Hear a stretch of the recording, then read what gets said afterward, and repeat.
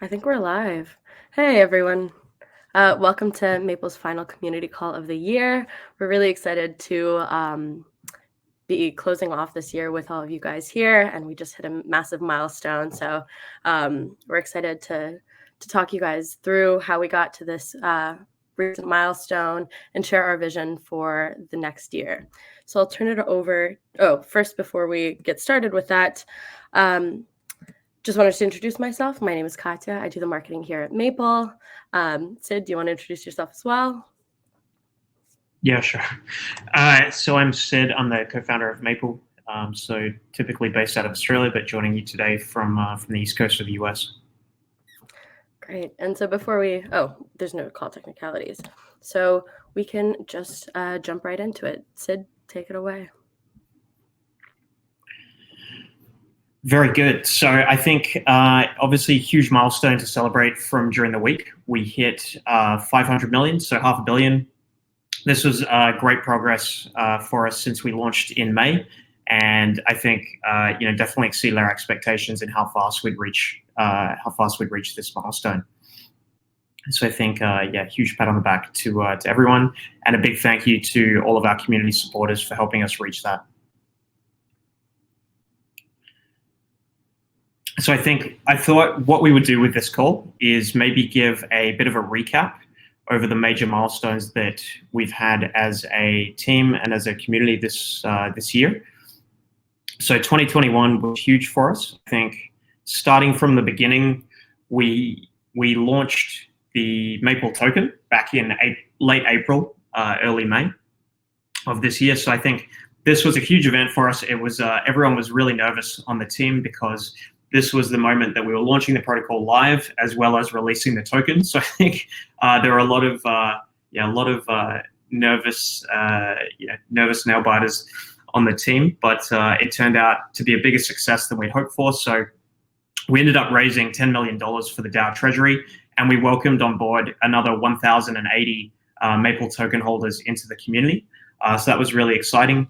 And then since then the next major milestone for us, after we completed that balancer liquidity bootstrapping pool, which I think we've seen has become one of the standard launch pads for tokens coming into the DeFi space on layer 1 Ethereum. But we used that to release the token so that we could then launch the first pool and then begin the liquidity mining program. So the first pool was launched in partnership with Orthogonal Trading, who became Maple's first pool delegate on the platform, and it began from a pretty humble start of 17 million in loans, with about 5 or 6 borrowers.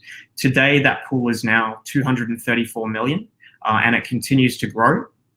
And I think what was really exciting about this pool was it proved out the concept of decentralizing the underwriting on an under-collateralized lending protocol away from the core team, and showcasing the model of a pool delegate, so an experienced underwriter handling this level of credit assessment, negotiating terms with borrowers, and then being incentivized to manage risk appropriately on the platform.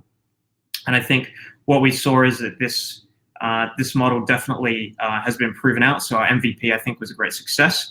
And then that led to us bringing on board Maven as Maple's second pool delegate.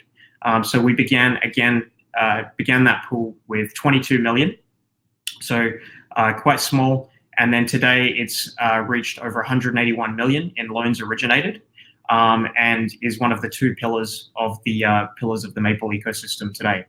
So I think Maven has done a really terrific job in building out that pool delegate function, and it's definitely worth calling out the traction that they've received with DAOs to date, which I think has been fantastic to see, and is definitely something that we want to lean into over the course of 2022. But we'll talk about that later. Following the launch of those first 2 pools, we started doing more active governance proposals. So I think we've been running governance through a mixture of both the Maple Community Forum as well as a Discord channel or channels that are dedicated to tallying votes. And what we used was a CollabLand integration, which allowed us to register people who had more than 25 Maple tokens so that they could vote on proposals.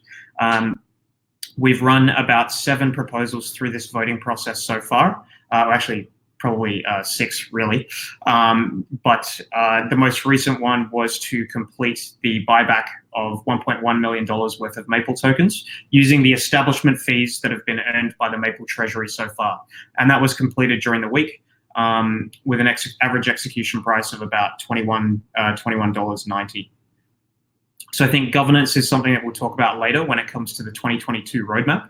But this is something that we think is really important to achieving decentralization as a protocol and really strengthening ourselves by involving the community in the direction that the protocol is taking. And then the Gnosis multisig integration. So this was really important for us because the Gnosis multisig is, it's the backbone of DAO treasury management today. So this is how most DAOs interact with DeFi protocols to manage their treasuries. And for us, it really opened up a new market of serving DAOs as a treasury management solution. And we've seen terrific traction here to date. So Pickle and Keeper DAO were early supporters of Maple, both depositing USDC from their treasuries. For them, it was a way to extend their runways. And what they really liked about Maple was that it's a protocol that's focused on risk management and sustainable yield. So ultimately, all of the USDC yield derived from lending into the pools is coming from the cash flows of profitable, growing companies in the crypto native space, as well as the incentive on top from the Maple liquidity mining program. We've continued to receive more support, and most recently we had a governance proposal which was championed in the Merit Circle community by Maven 11, and that resulted in a deposit of $10 million into the Maven pool. So we're really thrilled with that, and we've actually been continuing to receive over the course of the last couple of weeks new inbound interest from other DAOs that would like to participate, some from the play to earn space, some from the DeFi space. But I think it's really exciting, and so if anyone is a member of a DAO and would like to utilize Maple as part of their treasury management solution, we would love to be part of that. And we're happy to join any AMAs or community calls that would be helpful there. Then, following this, we launched the permissioned pool managed by Block Tower, with Genesis and now more recently Wintermute, both borrowing from that pool. And I think what this showcased for us was the idea that institutions could participate in DeFi and indeed had a lot of interest in participating in DeFi. They just needed the right tools. And so what was unique about this pool is that it could be permissioned and whitelisted on both sides. So both borrowers, which we had already had in the other pools, as well as lenders. And this is a way that we think, this is part of our thesis, that institutions are going to drive a lot of the volume growth that we'll see in DeFi over 2022.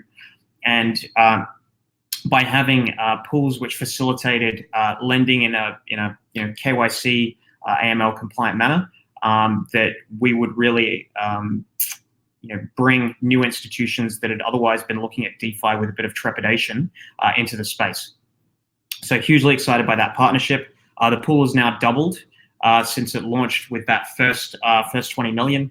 It's now about 50 million in size, and we're really excited by that partnership and continue to work closely with both the Block Tower and Genesis teams. And then one of the final milestones for the year so far was the launch of the Alameda pool, which again we're hugely excited about. For us, this showcased the value of using DeFi infrastructure for a really large cap trading firm and fund, because they had a well-known brand name, and so there was a ready universe of institutional investors that wanted to participate and wanted to get exposure to them, and so we had good support from Abra and from CoinShares, who were both participants in the first tranche, and we'll be looking to continue to grow that collaboration with us as the pool grows. And currently, before the end of the year, we're expecting that pool to grow again with the second tranche of loans. So continue to see new inbound interest from institutions, and it's really sparked a lot of debate and discussion around around the direction that lending and debt markets can take in DeFi, as well as the power of this infrastructure. Because if you remember, it's been participated in by institutions from all over the world, and it's allowed seamless depositing as well as the origination of new loans. So very excited by that partnership, and we would love to scale that to $1 billion with Alameda over the next 12 months. And then Maple has been, the Maple team has been traveling around the world. So I, for one, was locked up in Australia up until about September. Up until that point, our team had reached sort of at least 15 people by that point, and only myself and my co-founder had actually seen each other in person. So it was really good to get out, get to the conferences, and meet more of the team in person, as well as our customers and clients. So I think you can probably chart that at the point where the conference season kicked off with DAS and Mainnet in New York, I think we're probably a smidge over 100 million in TVL on the platform. And now, we've hit 500 million in about 3 months since then. So it's obviously being able to meet in person is a real accelerant to growth. And I think particularly important given the kind of institutional clientele that we have on the borrower side, as well as the larger volumes on the lending side.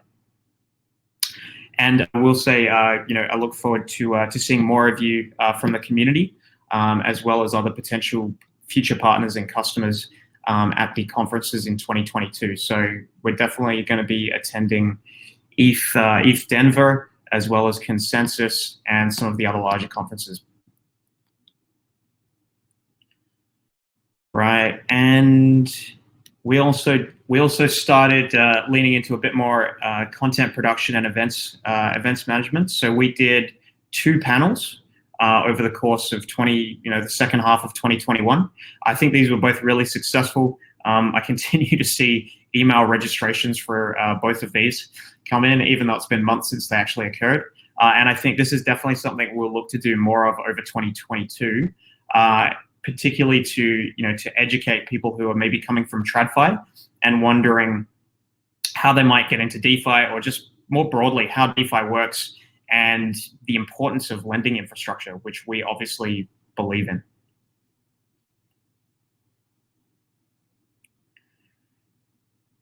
So that rounds out the recap of 2021.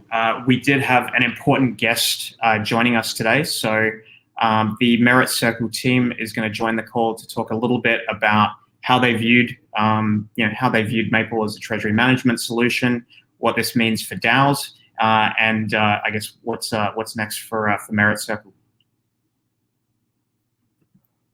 Tommy is just joining now, and here he is. GM, turn it over to him. You hear me? Can you see me? Yeah, we got you. Perfect. Thanks for the intro and the story. It's really incredible where Maple stands today in such a short time. I'll give a brief intro on Merit Circle. So we're a gaming DAO that has a mission to maximize value accrual in the metaverse, across the metaverse. And we do this in 2 ways. So first of all, we try to maximize treasury value. And second of all, we try to generate maximum amount of cash flows. And this will benefit the MC token holders, because they are an MC token holder. MC equals governance rights, and it equals a cash flow sharing right. And it has an indirect claim to the treasury. So if we do those two things, maximize treasury value and increase the cash flows, the MC token should always trade at a multiple of those two. To do this, we have a treasury strategy. So we raised $105 million recently in our balancer sale, which was great. And this was raised directly to the DAO, so not to an LTD, directly to the community. And being a gaming DAO, we're very capital intensive, which is usually a word with a negative connotation, but in this case it's good because it means we can put all assets to work, which is sometimes hard in crypto. We see a lot of large treasuries that are idle or are not used to, in our opinion, the most productive purposes. In our case, the general idea is that over time, most of these assets, they will become productive NFTs. So for now, I mean, there's basically just one play to earn economy at scale, that's XE. So that's where we have most of our productive NFTs. For the other, we try now to see where the puck is moving in terms of which NFTs will become productive over time and buy NFTs in those games. And those games will become long-term partners. Usually it's both NFTs and a token investment, so project tokens. Usually those are governance tokens in the gaming partners. But that bucket fills up slowly, and we have about, or we had about 105 million sitting in USDC. Now it's about 70 million, 80 million with yield farms, so still a substantial amount. And the community has decided that as part of this treasury strategy, we should not just have productive NFTs and investments in token projects and passive NFTs, but we should also have a cash part in the treasury, which is basically a mix of Bitcoin, Ethereum, and USD, large liquid assets that ideally are not correlated to each other. I mean, Bitcoin, Ethereum, obviously, also, but not to USD. And always have a substantial amount of USD in there. I think we settled on more than 10% now. But in the short term, it's also just a matter of having all the idle USD because the pipeline of good gaming projects is only so wide. We don't want to do a shotgun approach where we lower the quality of the average project. So it's also a matter of having all this idle cash being deployed, but also in the long term, we always have a pocket of USD, which is basically the cash buffer, either used to withstand worse market conditions or even benefit from them, and have an operational buffer. So, I mean, we went looking for good places to put our USD to productive use. And then obviously that's always a matter of risk versus reward. And we have a lot of early stakeholders are crypto funds that specialize in examining this landscape and having a few of this. One of them being Maven 11. Sid just briefly touched on them, and they've been working with Maple for a while now and running one of the first pools. So they proposed a governance proposal to our DAO to deploy 10 million USD into their Maple pool. And then our DAO, our community, they're very critical. They started asking questions, and the guys from Maple, they basically took away all concerns. They hosted an AMA for our community. We did that with Maven 11, our community, and Maple Finance, and that was very well received. And then the proposal got voted in. So then our multi-sig ratified the decision, and now we deployed $10 million in Maple Finance. And yeah, we're very happy about that. And it's not a given because we have we had 6 proposals now, and I think 2 proposals were purely on a USD yield farm, and another proposal that was shortly after that, which is also, in my opinion, a good proposal, and there was a lot of healthy discussion around it, but it got voted out. So I think our community, we hold our yield farms or yield generating strategies to a high standard because yeah, we don't want to take any major risks, or we want to be well compensated for the risks. And that's where we are now.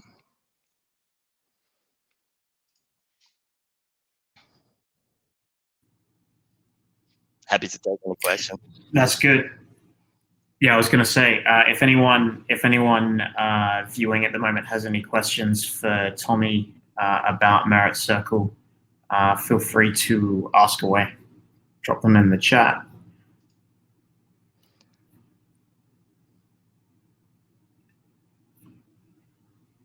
Tommy, looks like you might be getting off scot-free, sir. Come again? Oh wait, I can see the questions here, right? So it looks like. Okay, sorry, Sim. Yeah. Yeah, I think you might be getting off lightly. Let me see. So yeah. Maybe Tommy, I'll ask one. What was the main risk you were kind of concerned about before you guys deposited in Maple, like that you felt the community needed to get comfortable with? I think a big part is, especially for the USD farms, I think the risk side weighs heavier than the reward side. So you wanna minimize the risk of a complete wipeout of that USD position, because it's supposed to be your safest part of the treasury. We have a lot of pockets that are much riskier, but those also tend to be smaller positions and they have different purposes. So that's something we look very closely to. Like what are the risks, and also what are the not just the smart contract risks, but the underlying risk, the counterparty risks of all these different lenders.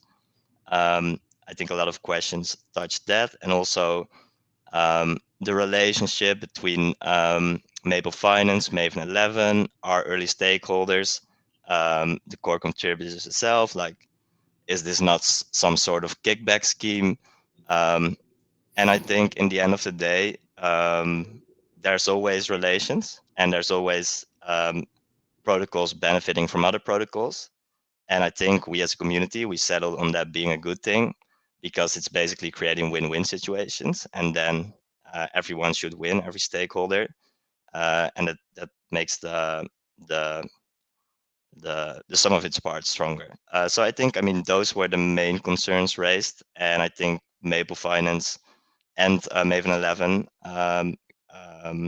really answered those concerns very well. And yeah, I think those were the main things. And then I'll also ask a question, and if there are no more questions in the chat, well, I'll let you go after this one. But so we're about to present our roadmap for the next year. What can we look forward to seeing from Merit Circle next Great year? question. So yeah, I look forward to Maple Finance roadmap. I saw a 1 billion target. I think that's very low. I think you guys can hit 10 billion if you execute at the same pace. In terms of 1 billion by March. oh, it was March. Sorry, I thought 2022. Yeah. That's okay. Well, still, I think you can do 3. For Merit, we are now working very hard on the gaming dashboard. So basically, you could look at the Merit Circle DAO as something that sits at the intersection of a hedge fund that specializes in NFT and gaming project token investments, and a play to earn yield aggregator. So we have, on the play to earn side, we have the scholarship model, we have the breeding strategies, we have all these kind of strategies that are taking place within the play to earn economies to generate cash flow. And then we have, on the more passive side, we have the hedge fund, which just basically accrues more and more assets and basically gets its tentacles deep in all corners of the metaverse, where we think that there will be positive failure accrued. So basically the parts that in our opinion will become very important and wanted.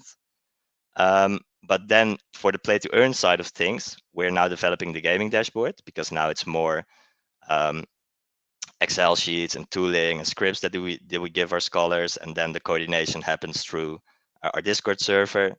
And we want to really smoothen that. So we want to basically create an overlay to the game that they're playing. So for example, they're playing Illuvium or Axie. And if they're playing Illuvium, it's not live yet, but maybe over time there will be earning strategies. And we make them better earners through our dashboard by offering them the tooling. But we also let them play the Merit Circle meta game. So they'll get these different leaderboards, these different challenges they can unlock and play together in that game, which also makes them able to earn the Merit Circle token on top of the Illuvium or whichever resource or SLP they're mining. And so they basically play 2 games in one, and they start earning double, or at least from 2 different revenue streams, which we think is really cool, because it will allow us to one, own the user experience and really augment the user experience, but it doesn't take away from our partners, because it augments the experience in that game. So it's really a win-win, and something we're really excited about. So we've started working with our own team and external team on releasing that. It's going to be late Q1. We'll probably have a beta before that, or early Q2. That's what we're targeting for now. And in the meantime, we just keep scaling the existing strategies and growing the treasury value, doing a lot of investment because we get a crazy amount of inbound from all the games. Since the relationship is such a clear win-win, there's so good synergies there. There's just always a partnership to be struck, and that's what we're mostly busy with in the short term.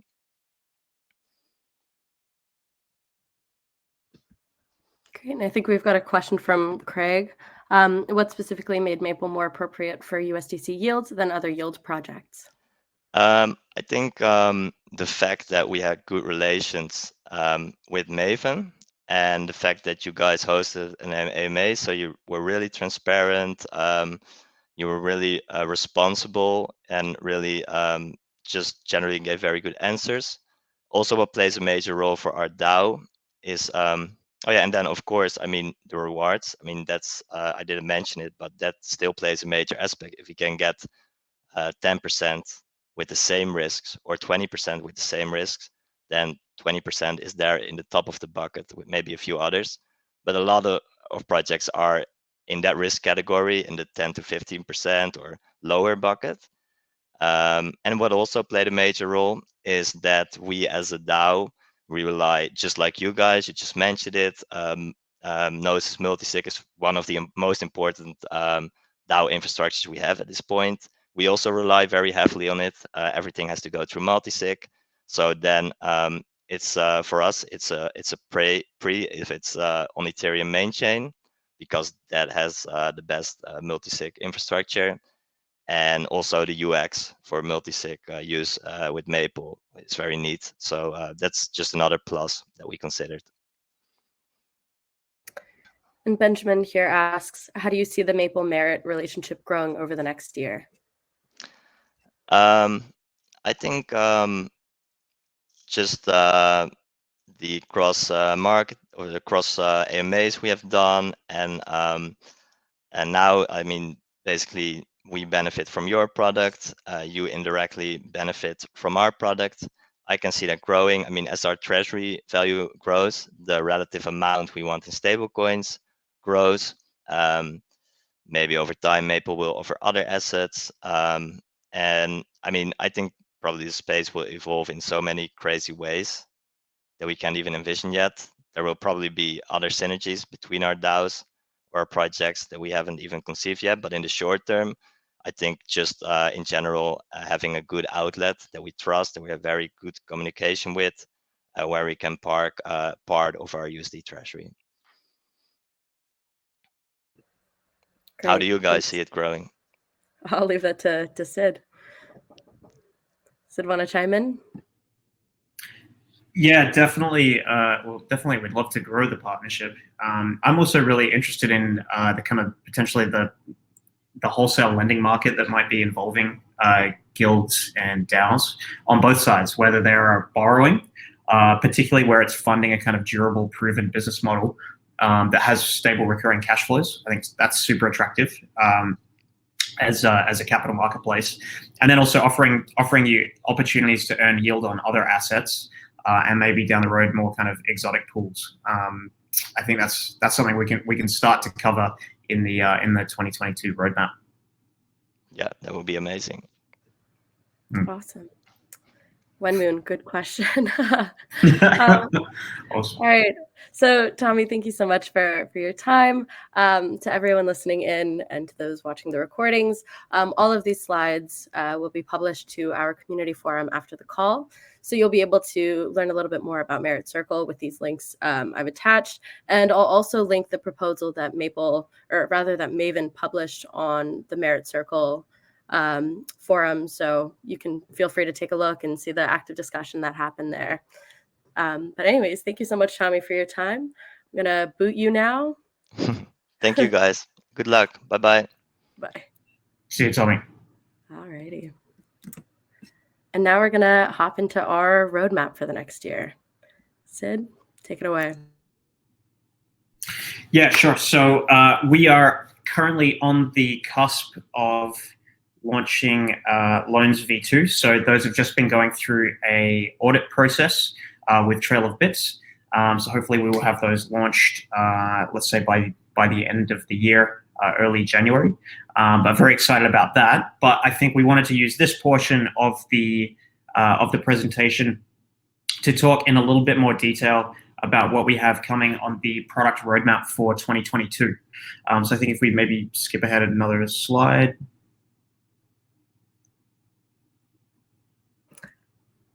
I think it's up. I'm afraid your screen might be lagging just a bit. No worries. I'll just keep talking. It'll come up eventually. But what we did was, as we looked ahead at 2022, we tried to organize ourselves around 3 core themes. And the way that we thought about this was we wanted to prioritize, after a lot of debate, interoperability. So how Maple fits within the DeFi ecosystem and turning Maple into a pillar of the kind of the money Lego stack, as well as making it easily accessible by people outside of DeFi. So that's really part of that thematic of us bridging TradFi to DeFi through things like APIs and that kind of thing. But I'll talk through that in a little bit more detail. The second element was usability. So we, of course, wanted to make it easier for our borrowers to onboard themselves, to manage their loans, as well as for lenders to come on board the platform and pool delegates. We were excited about this because we felt like if we make it easier, it will help with conversion and attract new users. And then the third one is protocol utility. So this is really focusing on how the token is used, the liquidity of the token, and the benefits of holding it. So to zoom in on each of those 3 themes, so interoperability, usability, and protocol utility, if I start with interoperability, which is perhaps the most important for future growth, really what we looked at here was what are the blockers to getting to 10 billion TVL over the next 12 months, as Tommy articulated. So I think a couple of things have really stood out. LP token functionality, as well as the liquidity on your LP tokens. So these have been 2 kind of restrictions or things that we felt have caused a little bit of friction for people, whether they be DAOs or institutions or just people in the broader DeFi ecosystem from using the lending side of the protocol.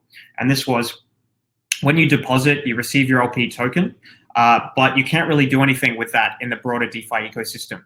So what we wanted to do was look at the possibility of having it used as collateral elsewhere, or maybe being able to stake those tokens. Some interesting ideas off the top of my head would be things like Alchemix, as well as Rari fuse pools. And then the other element, or the flip side of that, is improved liquidity. So we're currently locking lender deposits up for 90 days, and then they have a cool down period. But this is not within everyone's appetite for maturity of a deposit. And so what we are looking at is 2 ways that we could potentially provide liquidity, be it through other protocols that disaggregate or separate principal from interest, or through relationships with market makers. And then the final element of interoperability to talk about is obviously integrations. So it's really important, and I think one of the things that FTX really got right was the developer tooling for the APIs, which allowed institutions to access and use it in a really fast, efficient way, and the power users. So I think that's the kind of ethos that we want to bring to Maple, which would involve things like developing an SDK so that institutions can really easily, or developers I should say, can really easily access Maple as a yield product, and just improve that onboarding element. So second major theme, usability. And this gets to this is more like the experience of using Maple, whether you are a borrower and you need to upload documents securely, or have a confidential discussion with the pool delegate, or to manage and automate repayments and receive notifications of payments. So that's some of the elements we're looking at there with customer support, and that also bleeds into underwriting procedures. But remember that we are a multi-sided marketplace, and so of course we want to provide tooling and information for pool delegates and for lenders as well. And so some of the things that we're looking at in underwriting procedures would be things like pricing calculators, automated sharing of information related to performance or financials to assist delegates in the underwriting process. And then on the dashboard and analytics side, we recently had a June dashboard created in partnership with Mycelium. I think this was a fabulous success. and it's something we've used a lot in conversations with potential partners. And I think I'm still going. So we want to lean into that, provide more dashboards and analytics for lenders who are seeking to make a decision and they want to assess the risk. And the other element to that, which is a little bit more boring in nature, but nonetheless quite necessary, is tax reporting. So the tax implications of LP positions is something that we get asked about a lot by some of our institutional users, and that's definitely something we want to provide support for. So usability is something that we think will help bring growth to us over 2022, and we really are passionate about delivering a product that delights all of our users. So if you do have any feedback, please reach out to the team.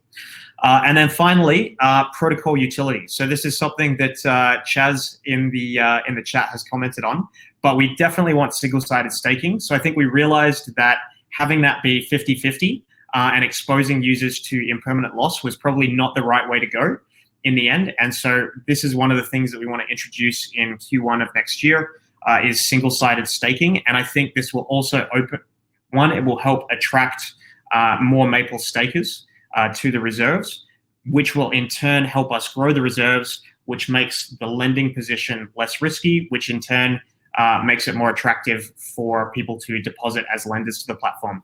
So it creates a positive reinforcement cycle, which we definitely want to encourage and gives people more of a utility on their token. Other elements, governance. So we've been doing this in Discord, and I think what we want to do is move this to a more accessible forum, which would be the community forum in combination with Snapshot for off-chain but token-weighted voting.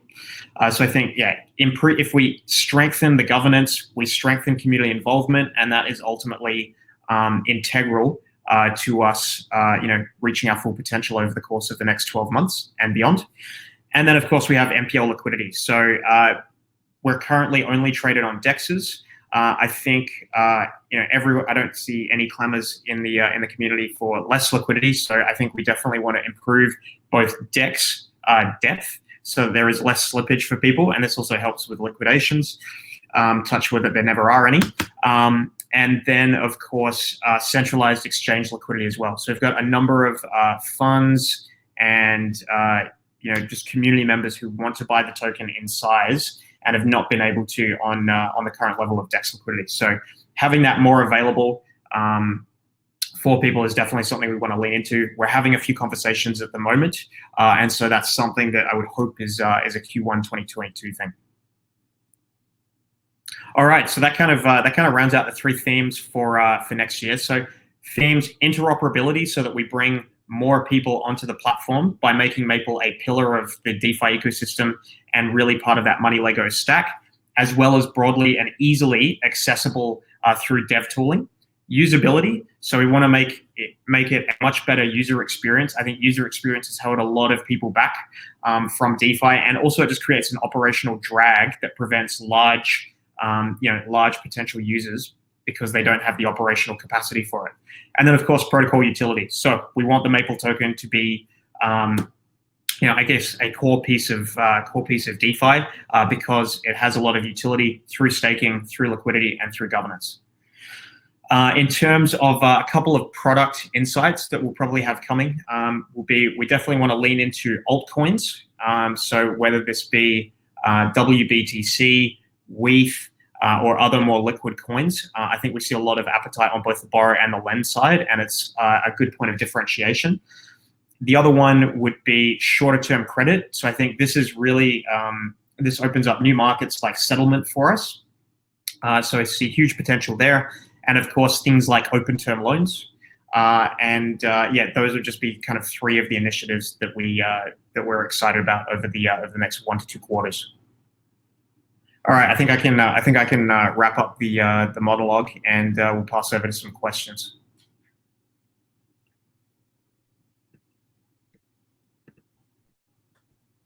I think we've if anyone has any questions, feel free to drop them in the chat. But Sid, I think that there are a few questions in the Q&A section here. Oh, yeah. All right, predictions of interest rates. So I won't predict our interest rates in particular, as in like the all-in rate, because it's obviously dependent on liquidity mining, which relates to the broader market. But what I will say is, I think let's say base lending rates. So currently they hover generally between 9 to 12, 9 to 13% at the moment. So I think that's kind of structurally created by the fact that you have companies within the crypto space who are who are very profitable, but due to restrictions on what banks can and can't do, which derives from kind of reputational reasons. Like banks really view lending into the crypto space as kind of alcohol, firearms, and tobacco at the moment. That creates a structural lack of liquidity and lending or borrowing options for these borrowers, which has kept rates at the level that they are now. In between that sort of 9 to 12%. Obviously, it can kind of fluctuate a few percent either way. I don't really see that changing just because of the pace at which TradFi moves. That said, if you get more alternative lenders coming in and using Maple, and we're able to attract really, really large balance sheet liquidity, then we can, of course, compress our own cost of capital, which is exciting for us because it means that we can service other industry verticals that perhaps already have access to banking relationships. Sweet. Are we all going down the ship? Don't think so.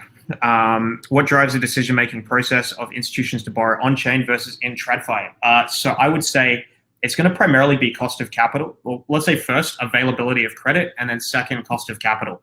And then third, you've probably got user experience in there. So I would say in terms of cost of capital, that's why the present market set that we serve has been mostly market makers, market neutral funds, trading firms. And this is now broadening out to firms that want funding for very short-term settlement, like a few days to a week. But the reason for this is they have limited access to TradFi capital. So that's kind of first decision is availability of capital. Second one is going to be cost of capital. So if we can provide the inventory of capital to these guys and at a competitive cost of borrowing relative to traditional sources. So if we can start to compress this towards mid-single digits on the underlying loans, then we can serve a wider audience, and that's how we really scale. And then third is, of course, user experience. So I think it's still hugely cumbersome process to actually onboard with a bank or with a large lender, and that can take months of that can extend to months for the onboarding and for the negotiation. And then remember, that's very localized and siloed. So this is one of the great innovations of DeFi, and how I view our infrastructure is really compelling, is that you can actually serve borrowers around the world. So if you look at the analogy I like to use is that traditional banking today is kind of like trying to ship goods from one side of the US to the other, but at every state border, the railway, the railway tracks are a different gauge, and you have to either completely unload and reload on a different train, versus having a single size track or railway gauge go the whole way across the breadth. What that analogy is to say is that you actually have several different layers of infrastructure in Web 2 lending that you don't on Web 3 lending. The balance of assets that we pool to lend out, the loan terms, the loan management system, the loan origination system, and the repayments are all governed on the single layer of infrastructure, which is Ethereum, and potentially other layer ones in future.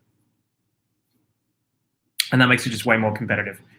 What drives Maple's price? I definitely can't talk about that. Can I talk more about the tax services? Yeah.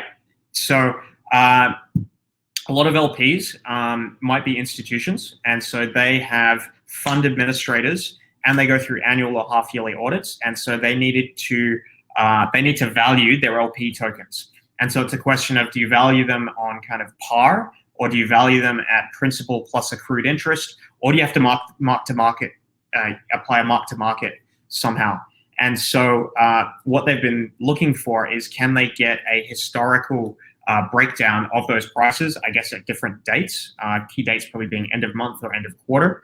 And that would obviously help make the lives of their administrators and accountants a lot easier. And if you make their lives easier, then I think it's going to make Maple even more of a no-brainer to deposit to, which should help our growth. So in the same way that having the DAO tooling made us a more compelling opportunity because we had the Gnosis integration. I think services like this just make our relationships stickier on the lending side, which help contribute to growth. Sweet. Any other questions? Oh, there's a fourth one. One more question. Yep. How about linking with interest rate hedging to lock in fiat off-ramp for Forex? Yeah, that's a really good question. And I think we're definitely interested, particularly in the other major currencies as a way to onboard, it could be funds, family offices, high net worths who generally have a preference for products that involve capital preservation and a decent yield, which Maple kind of falls in a nice spot on that Venn diagram with. So we've been exploring solutions for non-USD stablecoins. It's something where we haven't yet seen the liquidity there, but we're definitely open to talking to other projects. And once we find a suitable partner there, it would just be a matter of building that market. So that would look like a new pool. We'd need to source new lending capital into that pool and some borrowers to take that. But that said, I don't think you'd have too much difficulty on the borrower demand because you could just lend to the people market making on the exchanges within those countries. Poloniex. So Poloniex listed Maple the other a couple of weeks back, and so yeah, I guess that's just the first centralized exchange to list us. That was not the result of any active conversations, but we're definitely, it's definitely a source of added liquidity for holders. How does Maple compete with growing committing in the lending space, for example, with TrueFi, Clearpool, and then DEXs who may look to provide under collateralized loans? Well, I think, ultimately if a DEX ends up providing an under collateralized loan, they have to build out their credit capability, which is something that we focus hard on and I see as a kind of operational moat, if you will, for us, in that the DEX is then going to, kind of hire out a risk department, find a way to actually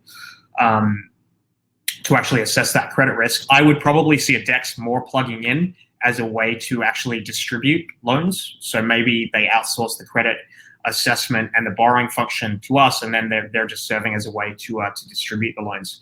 That said, Clearpool is interesting. They are doing more of a single borrower type pool. So it's going to be reliant on the ability of people to choose and assess, people who want to lend into the pools to assess the respective risk of some of the parties in there who have their own pools. And so it probably means that they maybe start with the very large borrowers, but that's obviously a close corollary to the pool that we just launched with Alameda. So interested to see how that evolves. I think they're perhaps launching in the next quarter. So obviously we're interested in seeing the space evolve, and we pay quite close attention there. TrueFi haven't seen as much on kind of the roadmap for next year, but they are lending into the same space. Again, we do like seeing the space as a whole evolve and grow. They have a bit of a hybrid underwriting model where it is both the internal team kind of underwriting and applying credit scores, as well as token-weighted governance on the final approval through forums. So again, that's kind of a different model to what we've opted for, which I'm obviously going to say this, but I believe that the delegate model is a nice hybrid of accountability for the people making the decisions, as well as scalability, because I don't need to staff out, an additional 20 analysts to double our originations. Instead, it's just bring on more capable pool delegates who can run their own business and use Maple as infrastructure. So ultimately, we're positioning ourselves more as like a kind of Shopify or Stripe layer of infrastructure upon which lenders from across the board can build a business on, and where they would then source the capital and source the deal flow from borrowers. Lenders compete with Jellyfi. So I think Jellyfi is doing, they used to be L2P, so I think they were lend to protocol, and I think they're looking at being built on top of Compound. So I would say we're perhaps targeting a slightly different market set, in that they're going after kind of the pure DAO protocol element. That's probably a bit of a nascent market at the moment, and what I would look for is kind of growth in that market. We're being picky in kind of beginning discussions with the play to earn space, and I think we want to take a kind of measured approach to entering it. But obviously, we both see the same opportunity there. Could be massive. So good luck. Then what legal rights do lenders have should there be a default? So all borrowers are signing a master loan agreement. Now this means that the lending pool would rank as a pari passu unsecured creditor, but there is of course the right to take the borrower to bankruptcy court or to arbitration proceedings. So the MLAs have a choice of jurisdiction of New York, which is very common in debt agreements, the other main jurisdiction being the UK and London. And then it gives us the ability to go to arbitration proceedings, which obviously kind of lower cost resolution. But there is a foundation set up out of the Cayman Islands that has an assignable right. So it's not our view that lenders would need to commence their own litigation. That would be not taking advantage of the economies of scale inherent in the pooling. And so that's why we've outsourced that role to a foundation that would be able to centrally coordinate with a litigator or arbitrator. But definitely something we think of. So that's the off-chain process. The on-chain process is that you would burn the shortfall from any default out of the subordinated reserve, which is specific to each pool. And that's probably something that we'll include next year, is maybe an index of staking across pools. Hopefully that answers everyone's questions. I'm conscious we're kind of coming up on time, and I do want to give people some time back in their days. I think there's actually just two more questions that I think you might have missed. One from Vincent, which was, any thoughts on deploying on other L1s or L2s? Yes, Vincent, very good question. So I think we're interested in both. We're currently doing active research across other L1s. There seems to be a preference for the security of L1s when we talk to some of the institutional clients who are on the borrower side or on the pool delegate side. That said, I wouldn't rule out L2s, but I think there just seem to be some reservations around the bridging and the security associated with bridging, which means that, which kind of, I guess, poses an issue for their internal compliance teams with using it if we were to roll it out. That's why kind of I would say we lean more towards looking at alternative L1s. EVM compatibility is obviously a huge bonus there.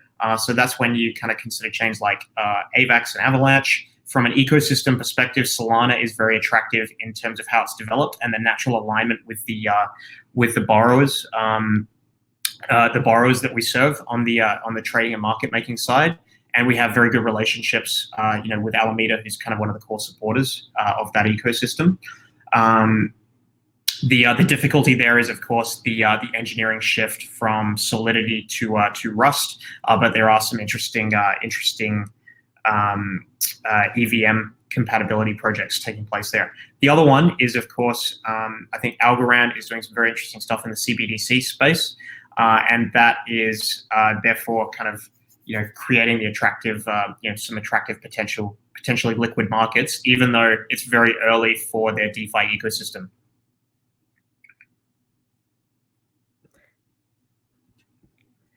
And then final question, just to keep it short, is can you talk about how you can see Maple becoming more or less decentralized over time, how you integrate DAO-like decisions with the traditional business structure?